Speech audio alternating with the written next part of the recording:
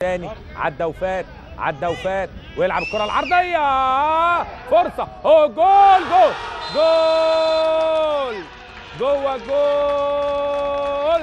مانويل بناهيني يتعادل للدراويش في الدقيقة 23.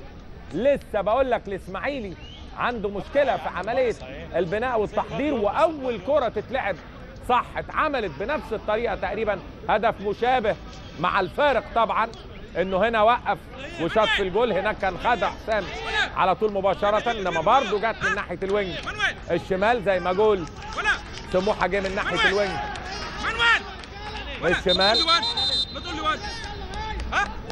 خالد القماش طبعا كأنه بيهنيه. بص حضراتكم قلت لك ابراهيم حسن لما يتحرك، ابراهيم حسن لما يتحرك ما تقوليش اهو، شوف العرضيه وعدت من الكل وهو واقف صح مع تحرك جاي.